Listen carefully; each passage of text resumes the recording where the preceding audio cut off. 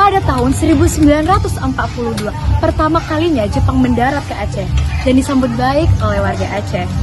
Pada saat itu, antara bangsa Belanda dan bangsa Jepang terjadi permusuhan. Maka sebab itu, rakyat Aceh berharap kedatangan Jepang ini akan membantu mereka dalam mengusir Belanda dalam tanah air mereka.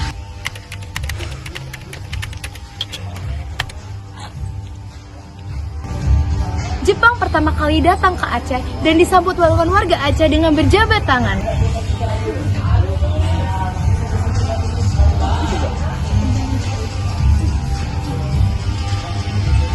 Setelah perjamuan, mereka pun berbincang-bincang. Kedatangan kami di sini untuk membantu pasukan kalian berebut kemerdekaan. Kami sangat terbantu oleh kalian Tuhan. Terima kasih. Sumber daya di sini sangat bagus sekali. Kami juga membutuhkan pasukan dan membutuhkan peralatan perang. Kami akan membantu kalian untuk perang dan kami akan mengirim pasukan untuk mengusir Belanda. Nippon! Nippon! Nippon! Nippon! Nippon! Nippon! Kalian sedang jualan apa? Sayur. Bagaimana jualan kalian hari ini? Alhamdulillah. Alhamdulillah. Kalian harus berperilaku baik dan bekerja dengan baik supaya mendapatkan hasil yang kalian inginkan. Baik, Jenderal. Prajurit, tolong panggilkan ulama itu. Baik, Jenderal. Setelah pasukan menyampaikan pesan kepada ulama, ulama pun mengikuti pesan tersebut untuk datang kepada jenderal. Ulama sudah datang, Jenderal. Wahai ulama Aceh, dakwakanlah kepada rakyatmu untuk pembuatan jembatan itu. Baiklah, akan saya sampaikan demi kebaikan kita bersama. Tapi bagaimana dengan upah mereka?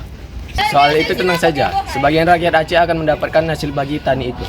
Baiklah, akan segera saya sampaikan.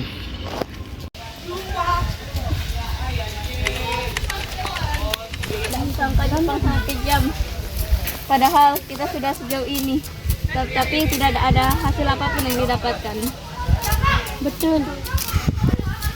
Apalagi kita harus bersembayang bersama mereka. Kalau kita tidak bersembayang, kita akan disiksa. Sembah matahari tanpa hasil, disiksa, apa-apaan ini? Ini tidak benar. Sudah petang, mari kita pulang.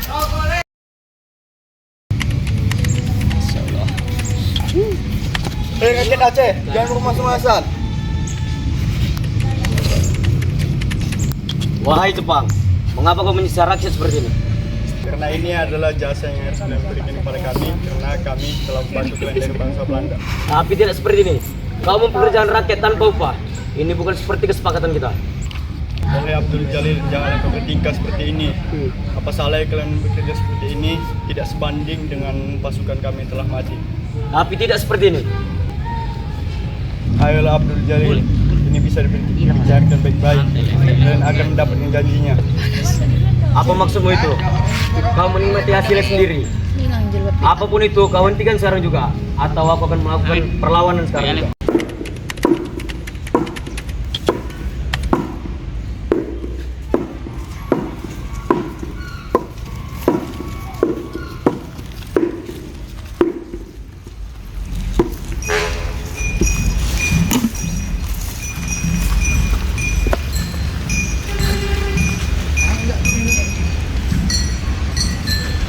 Ada apa Tuan Abdul yang memanggil kami?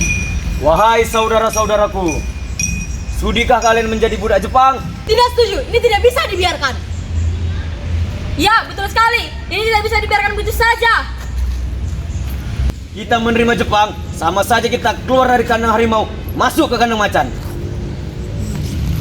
Ketika Jepang tahu bahwa Abdul Jalil telah mempersiapkan pemberontakan akan kebusukan Jepang, akhirnya Jepang memerintahkan Ketua Buru Bala untuk berhenti melakukan persiapan pemberontakan. Ketua Buru Bala datang menghampiri Abdul Jalil yang hendak mempersiapkan pemberontakan. Abdul Jalil! Ada apa Ketua Buru Bala? Wahai Abdul Jalil, hentikanlah pemberontakan ini. Mengapa kamu berkata seperti itu? Sudahkah apa yang kau lakukan saat ini? Apa yang kamu inginkan untuk negara kita tercinta? Ya, tetapi mereka sudah melanggar perjanjian terhadap kita. Apa kamu mau rakyat Aceh mati di tangan Jepang? Tidak akan kubiarkan rakyat kita mati di tangan Jepang. Karena itu adalah keputusan yang terbaik untuk rakyat kita. Baiklah jika itu maumu. Yang terpenting aku sudah mengingatkanmu. Kemudian, Burubala meninggalkan Abdul Jalil. Wahai rakyatku, bersiaplah, kita akan melakukan pemberontakan terhadap Jepang. Siap, Tuan. Hei, Abdul Jalil, hentikan semua ini. Tidak akan. Demi Allah, aku rela mati demi mengalahin bangsa Jepang. Jika ini maumu, maka kita akan berperang. Pasukan! Pasukan, serang!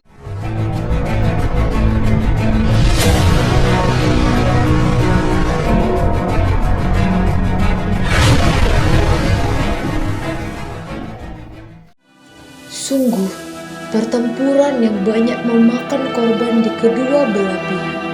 Namun, sayangnya, Teku Abdul Jalil gugur saat peperangan terjadi, dan jenderal Jepang pun ikut gugur pada peperangan tersebut. Ingat, tidak ada orang yang paling berani seperti Abu Jalil. Kenapa Jepang masih ada di Aceh? Apa kalian mau terus seperti ini? Benar. Kita dipekerjakan tapi kita tidak diberi upah. Sebaiknya kita melakukan sesuatu. Benar, kita harus menyerangnya secara tiba-tiba. Saya pikir kita harus mengajak masyarakat. Saya yakin mereka tidak ingin terus-menerus ditindas seperti ini. Siapkan keperluan. Siap, laksanakan. Siap. Wahai saudaraku, kita telah ditindas. Kita harus bangkit dari kesengsaraan ini. Perangan apa akan kita lakukan di malam ini? Siapkan tenaga kalian untuk membela tanah air kita tercinta. Siap. Semuanya, siapkan harapan jiwa nasionalisme kalian. Allahu Akbar! Allahu Akbar! Allahu Akbar! Kita harus mengamankan markas kita ini. Kita harus lebih pintar dari rakyat Aceh. Tiba-tiba, terdengar suara teriakan yang membara.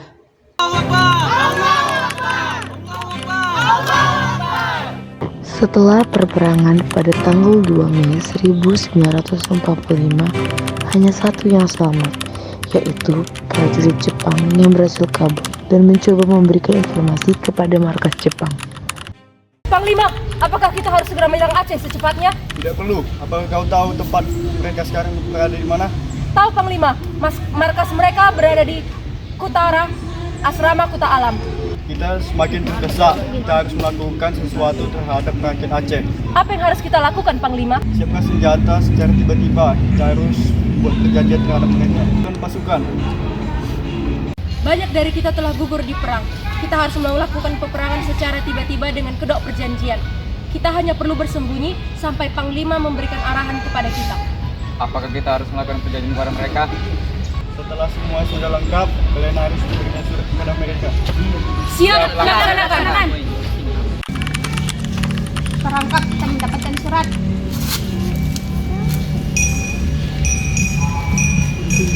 Ketua Perangkap membaca dengan seksama. Dia mengurutkan keningnya, lalu dia menyuruh rakyat untuk mengumpulkan seluruh rakyat Aceh, ulama, dan petinggi lainnya. Kumpulkan seluruh rakyat Aceh dan para ulama. Siap. Lapor, kami semua sudah berkumpul. Terima kasih.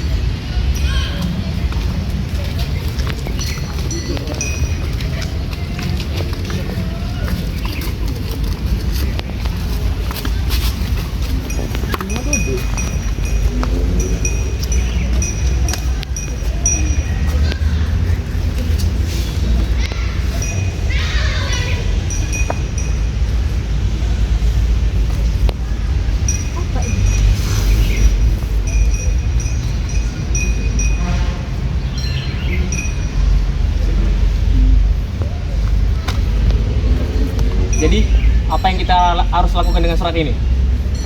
Haruskah kita nurut? Ya, kita harus nurut. Jika Jepang ingin mengajak damai dengan kita tidak boleh nurut kepada mereka. Karena kita telah menyerang sebagian pasukan mereka. Apa kalian paham? Paham. Saya pikir kita harus mengatur pasukan. Pasukan yang menjaga kita. Kita harus mempersiapkan rakyat dan juga persenjataan jika kita harus menyerang kembali. Pasukan Aceh datang ke markas Jepang sambil berkata takbir. Kemudian mereka langsung menyerang satu sama lain.